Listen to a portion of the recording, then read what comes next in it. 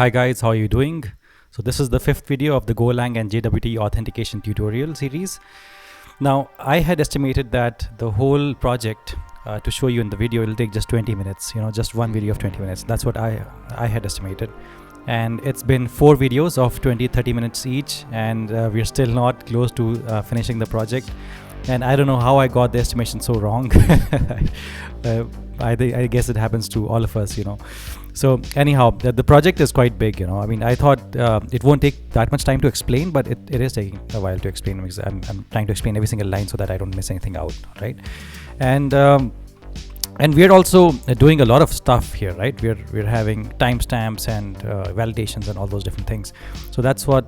So it's basically a very strong kind of a project structure that we're following, and very strong kind of code standard that we're following, and we're also using the Gin framework. So it's a very strong code. If you want to use it in production and other projects, I would recommend you can use this project as is. I mean, you don't have to make any changes.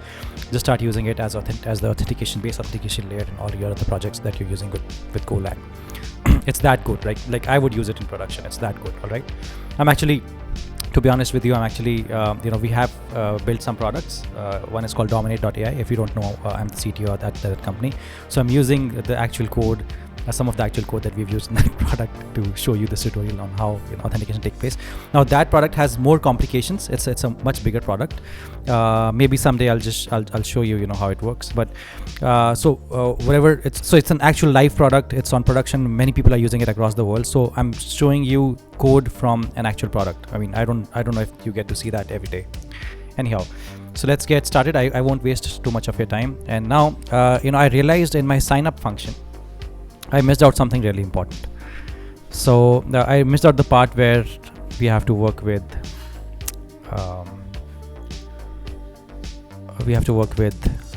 the password. All right. So before your user phone thing, right, where you count the documents for the phone, here you'll have to write password is equal to hash password. And here you'll pass user dot password. So we have to create a function called hash password. We already have the outline of this function. So this is one small step that I missed by mistake. And where is it? Yeah, here. Yeah, just remember it's above your phone, user phone count document part. All right.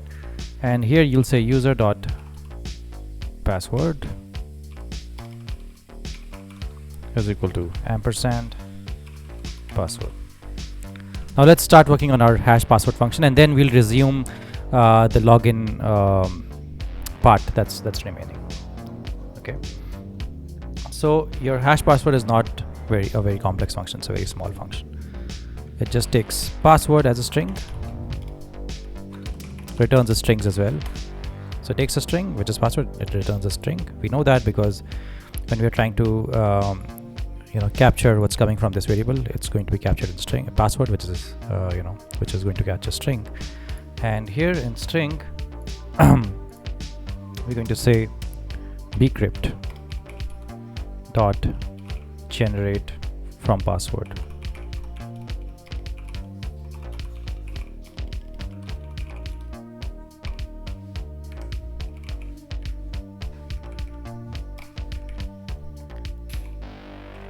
And you'll use the password here, comma 14.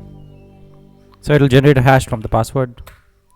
So here you'll say if error not equal to nil, log dot panic error return string bytes. Now it's quite possible that you have no idea how authentication works, right? You have no idea how JWT and the tokens and all that work. So even though this function is really simple, I'll just explain to you why you have to do something like this. Is because in your database you can't store the password of the user as is. You have to hash it, right? So that if somebody has access to your database, they can't just take away all those passwords and start using them, right? So you have to hash the password before you store it in your database. Most of you probably know this. I thought if there's somebody who's really new to how authentication works, I'll just explain it anyways. So now let's go to our login function in login we had reached the part where we were checking, we were verifying the password. Now whatever we've received here, which is a boolean, as you already know by now, so we'll handle that boolean. So we'll say password is valid, this one is not equal to true, c.json http dot status internal server error, comma gin.h,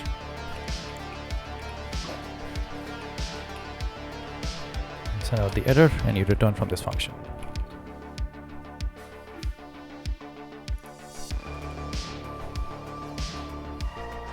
All right. Now one more thing, one more check we can. Now there are a lot of checks you can add, right? So it's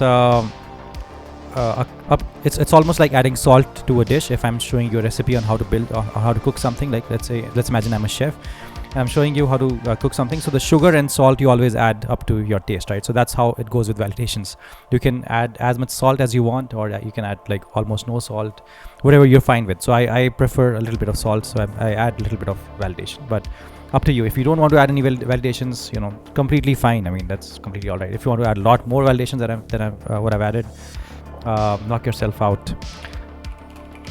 So if the found user's email is equal to nil, then we'll return another error. We'll say c.json http dot status internal server error, comma gin.h, and the error is going to be error user not found. Okay. Now after the statement, you'll use the helper dot generate all tokens function, and you'll send the found user dot you'll have to send a lot of information here. So let's start with email, and you by now you already know why we are sending all this information, right? The generate all tokens function, which is in your token helper, generate all tokens. It takes email, first name, last name, user type, UID. It stores all this information to create a token for you. All right, and along with the secret key, which I'm not using in this function. Anyhow, so for your generate all tokens, you'll have founder user dot email and found user dot first name, last name, user type, all of those things, right? So let's start with first name dot last name dot user type and user ID. Found user dot user ID. Okay. And the tokens that come from here, you already know that this function returns a token and a refresh token. It also returns an error which you are not handling, which you can handle, by the way, if you want to. And then I'll use a function called in my helper file. I'll have a function called update all tokens. Here I'll pass token, refresh token, and found user. Sorry, it's just found user, not founder user. It's found user dot user underscore ID. So let's work on this function, but the thing is, login function, there are only 3-4 lines left, so let's just complete that. Hold on to this for a minute. I'll show you this function also. Don't get confused yet. So let me complete this login function, right? So that we have at least closure on at some place. So here you'll have user collection dot find one ctx comma json dot m user ID. Here you'll say found user dot user underscore ID. And after you found that user, you'll use the decode function like you've been using till now. And you'll use found user to structure it, right? This is the struct, and you want it to be structured like that. And here you'll say if error is not equal to nil, that means if error is there, that means you'll have to catch the error somewhere, right? So you'll catch the error in error. So here you'll return c.json http.status internal server error gin.h error dot error. Perfect. And if the error was there, you'll just return from this function. Otherwise, you'll say everything is all right. So you'll say this http.status okay, and you'll return the found user. All right. So after the login is done, you'll basically you're just finding that user, and then you're returning that user's data after login. And you must have seen the first video, right, where when I log in, I receive that whole user object. In that you have the token and refresh token as well. So that's basically what's happening here.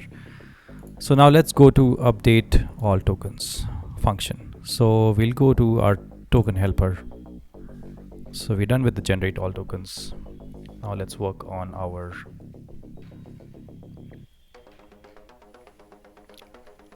update all tokens function. Okay. Now there's one more function somewhere that I have to use. It's called the validate token.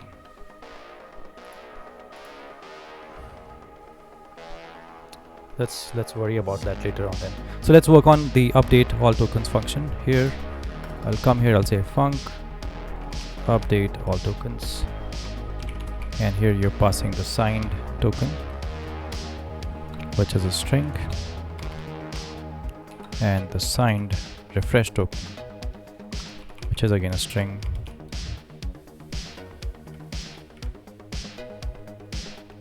Then you're passing the user ID,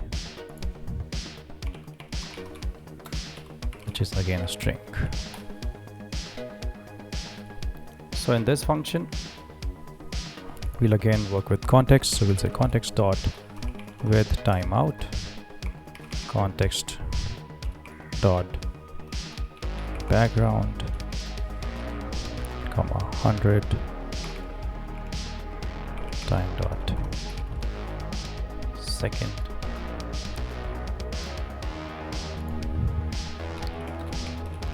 where cdx comma cancel, and we'll create an update object which is primitive.d. Now we'll just append our token and refresh token to this update object. All right, so we'll say update object, and you'll see why we're doing that, by the way. So we'll say update object is equal to append update object comma bson.e token comma signed token,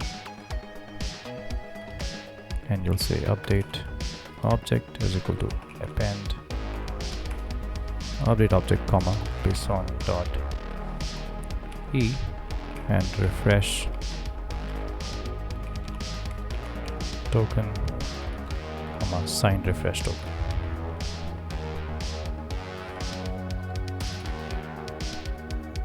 So now you'll update your updated at. So your user has an updated at field. You remember that?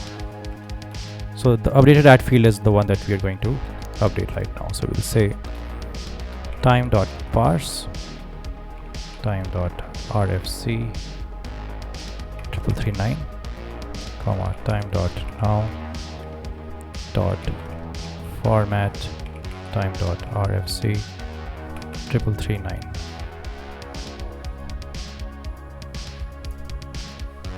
And you'll say update object. We'll append the updated at this field updated at also to this update object. So append update object to it. So we'll say bson.e updated at comma updated at upsert is equal to true.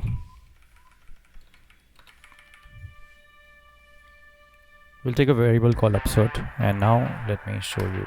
We'll basically use MongoDB to update our this object here. So let me show you how to do that. So we'll say filter is equal to bson.m user ID with user ID, and opt is equal to options dot update options upsert, and here we'll pass this upsert in our options. We'll just put a comma here just to maintain the syntax. And now comes the main part as to why we have been doing all of this stuff, right? Basically, we want to go to our user collection and we want to update the user. And when we update the user, we want to capture that in a variable which we won't use because we just want to update him and we don't want to do anything with the updated data that comes back or the error that comes here. So let's just handle the error first and then we'll write the logic inside this update one function. All right. So after you say defer cancel, you'll write if error not equal to nil, log.panic err return, and at the end you'll just return. So now comes the main part of this entire function and why we built all of this stuff, why we created this update object which has the latest token, the latest refresh token, and it has your updated at field, right? Every time you log in, you'll get a new, you already know that you'll get a new token, refresh token, right? Every time you log in. So you're creating the updated object and you're also appending updated at to it. And now comes the main part where we'll actually go to the database and update the user collection. So we'll say context basically is used to update that particular user's data. Then we'll use filtering using the user ID. Then we'll use bson.d. And if you've used MongoDB, you know that you have something called as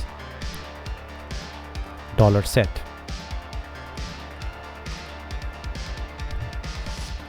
So here we'll set the update object. And then you can also pass the options, which are completely optional, but we're using it here anyways. That's it. So that's all your update all tokens function is doing, that whenever you get new tokens, when you log in the next time, your tokens, refresh tokens, all of that is stored for the user collection. Okay. And now I think we can go back to our user controller and see what all functions are left. So mostly everything is done. Only our get users function is remaining as of now. So let's work on our get users function. It's we'll use gin.handlerfunc to handle this function, and this will return a func. So if you've seen my other videos, you're seeing a pattern here, right? Earlier we used to use http.handle function, right, to handle all functions that are related to let's say a particular route sending its data to a handler function. And it's the same pattern but that Gin is following, as in Gin is not doing anything different. It's just building a layer on top of your HTTP, all the things that you used to do with your HTTP and your MUX router and all those things. It's just building a layer on top of that. I mean, you could build your own framework like Gin. maybe I'll show you how to build your own framework like Gin. It's not that difficult, by the way. It's almost, if you've used Redux in React, you probably know what I'm talking about. Redux is not complicated, right? And then there's this middleware called Thunk. So Thunk is just about, I think, 8 or 9 lines or something like that. It's very, very simple. But we somehow developers think that, okay, this is a different framework, so I have to use that framework or I have to use that package. Then we start bouncing between all these different things. But you can build your own packages and frameworks. I mean, it's not a big thing. And if you work for a really engineering-driven company, so there are companies that are completely engineering-driven, right? They have a product and then they have to focus on the product only. So if you work in an engineering-driven company, then you will have to probably work on building your own frameworks rather than using external frameworks, right, for security purposes. So I'll show you how to build your own frameworks. Not an issue.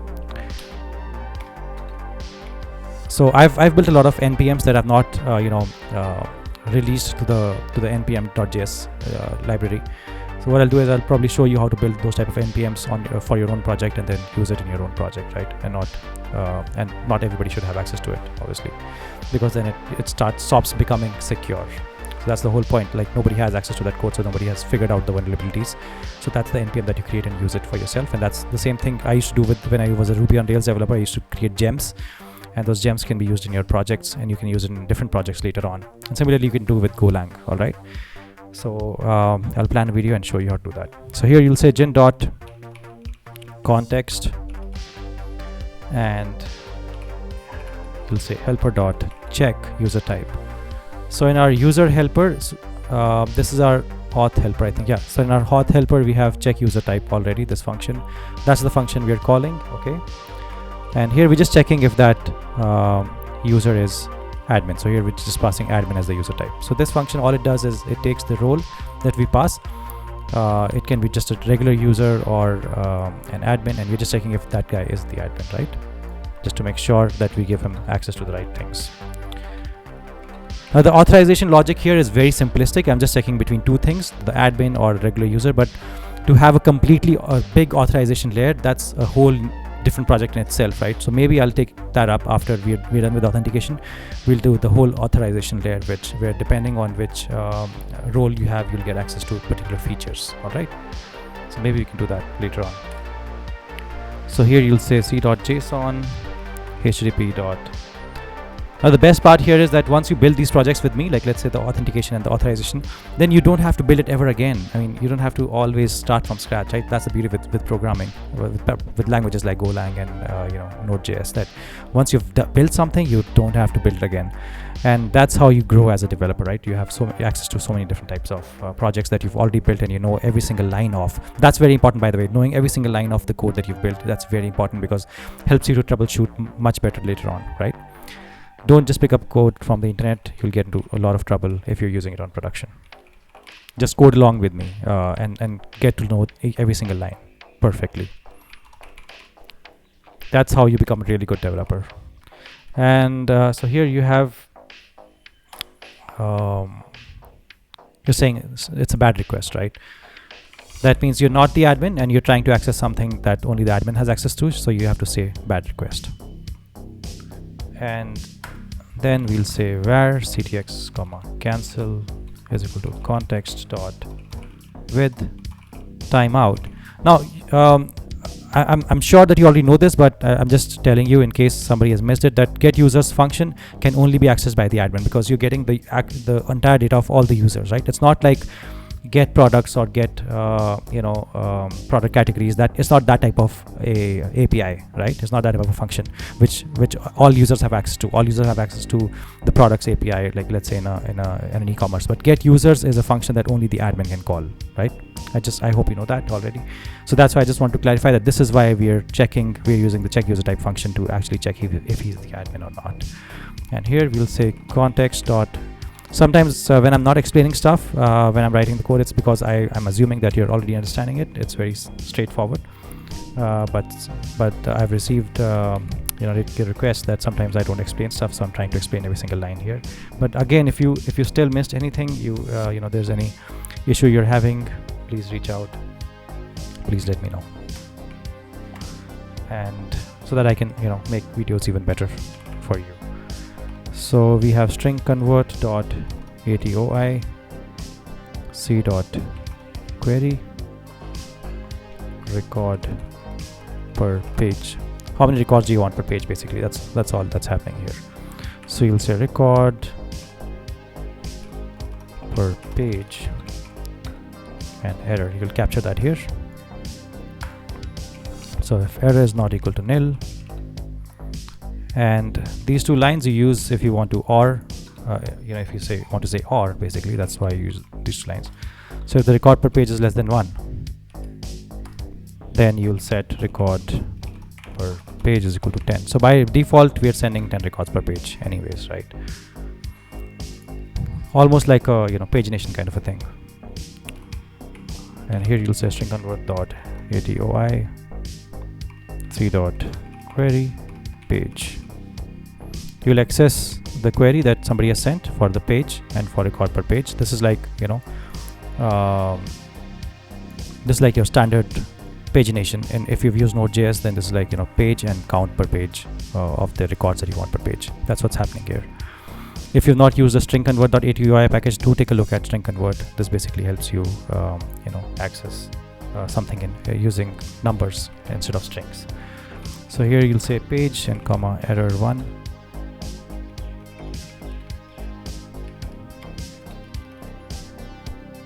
And here we'll handle the error.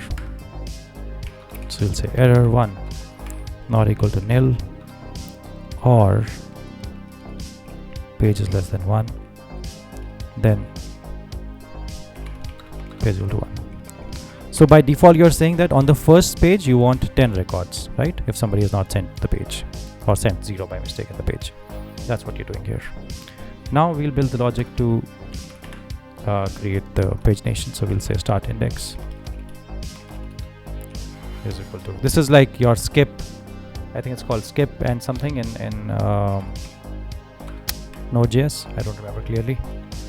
So you'll say record per page, skip and limit, sorry, it's called skip and limit in Node.js. It's exactly the same thing that we're doing here, nothing fancy. So here we'll say start index comma error is equal to string convert dot ATOI start index. Sorry, inside this you had to say c dot query and then start index.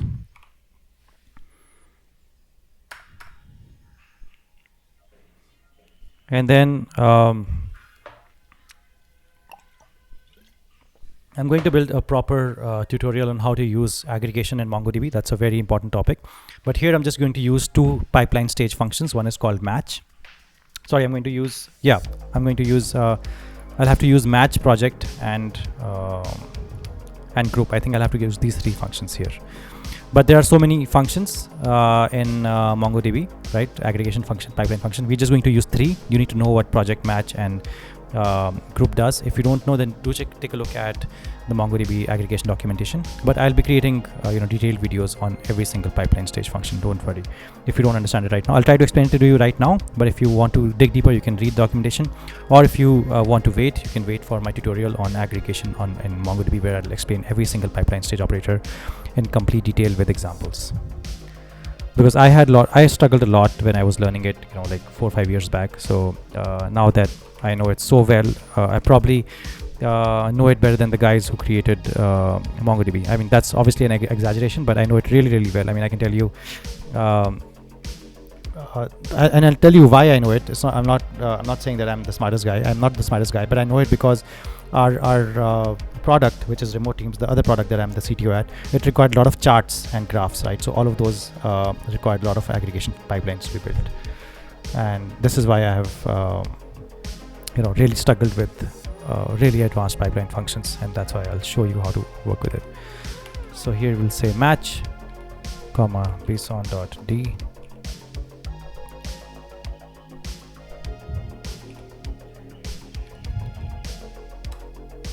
So a match stage, pipeline stage, just matches the, let's say if you want to put some values here, let's say if you want to put some conditions here, it will match all the records in your database with this particular value. So right now we're not putting any value, we're just saying it's empty, but we could, right? So This is your match stage. This is your group stage. You can have a match stage and a group stage. Usually they're used together in a lot of scenarios. You'll say bson.d and $group, comma bson.d.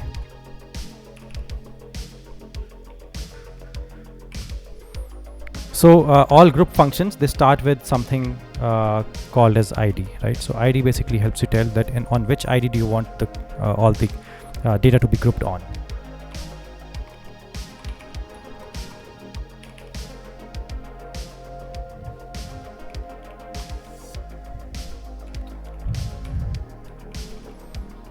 So we are saying that group for our group ID, group all the data based on ID in the database,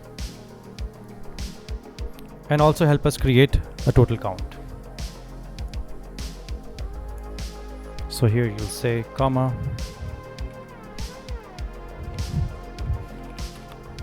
total count, comma bson.d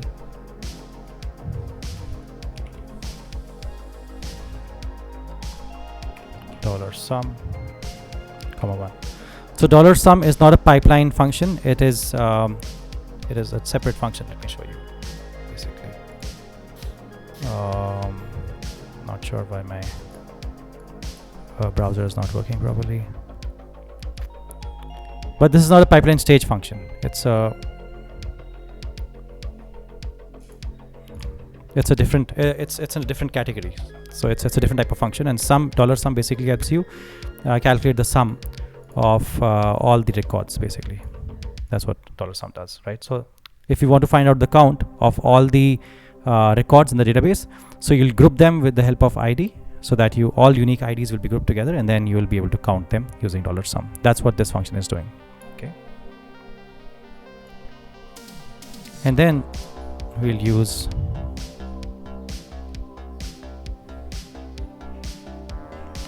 comma data, comma bson.d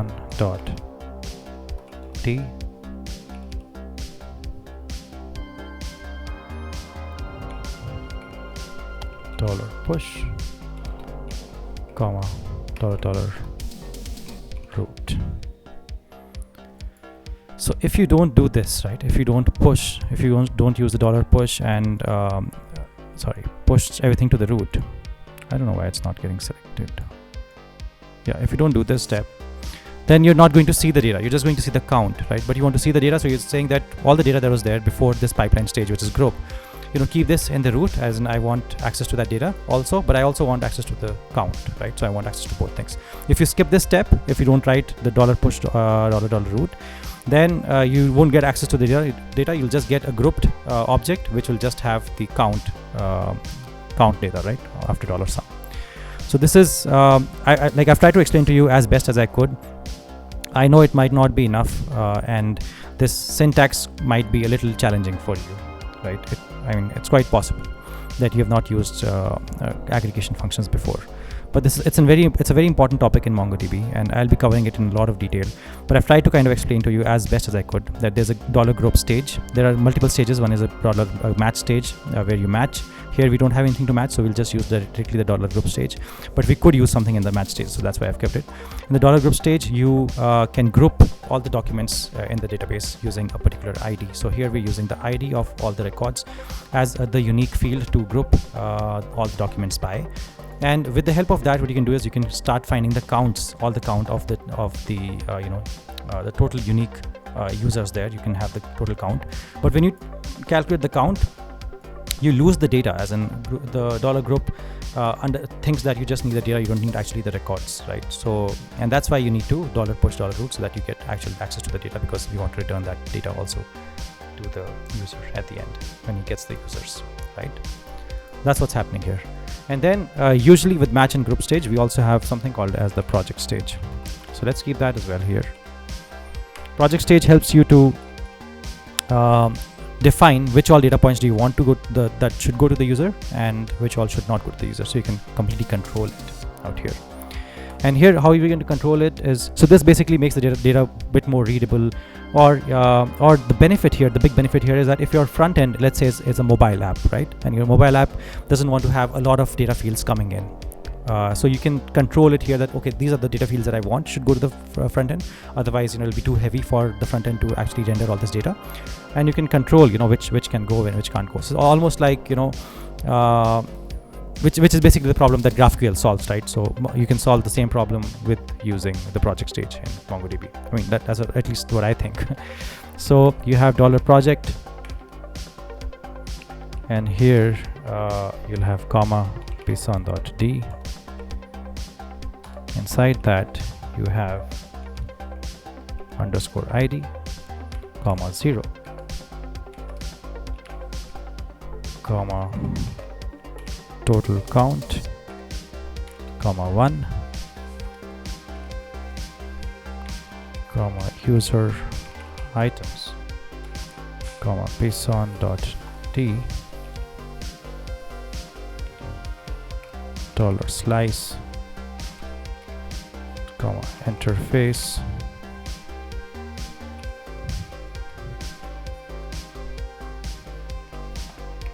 $data,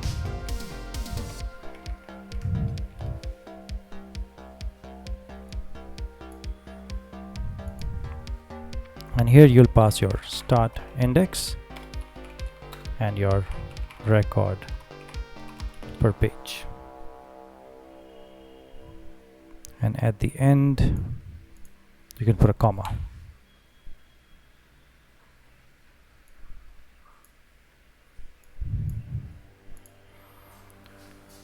So after this bracket, after your project stage bracket, you're going to call your aggregate function. Obviously, that's why we built all our match stage and our group and project stage, because we want to call the Mongo aggregation function. But before we do that, let me see if I have got the right number of brackets at the end of the root. So I have to have at least 6 brackets. 1 2 3 4 5 6. 1 2 3 4. I think I have one extra bracket here. There's 7 brackets, whereas there should have been 6 brackets. So I think that's a problem. But I'm also closing everything properly, so I don't know why the issue. Maybe this group part shouldn't have double brackets, I'm not sure. That's correct. This is correct. ID is correct. We saw that ID. Sometimes it's helpful to refer the MongoDB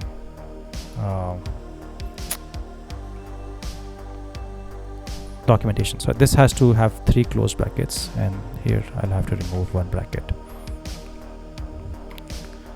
So mostly when people are starting up with MongoDB aggregation, they will get easily confused because of the syntax. So what I suggest usually is you put your syntax on a different line, like this, for example, right?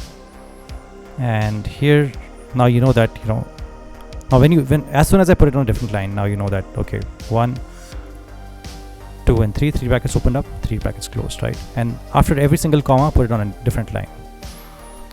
So every little aspect is on a different line altogether. So now it all makes sense, right? The group stage, it had 3 open brackets, so that's why we have 3 closing brackets. And inside the group stage, we have this line with the comma, which basically is referring to the ID based on which we want to group things with. So that has 3 opening brackets, 3 closing brackets. So this is perfect.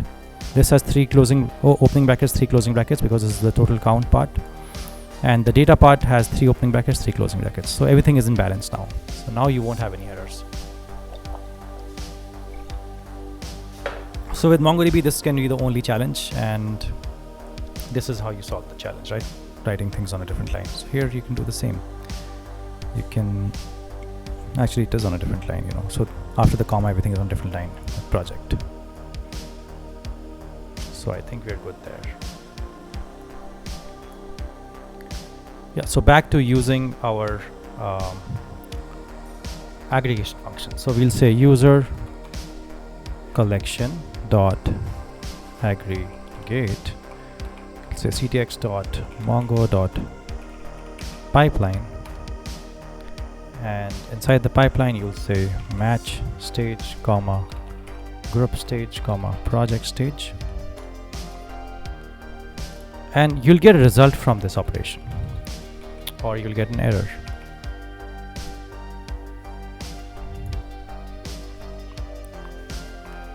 So let's say defer cancel, and let's handle the error. If error not equal to nil, then we'll say c.json http dot status internal server error, comma, gin.h error. Error occurred while listing user items.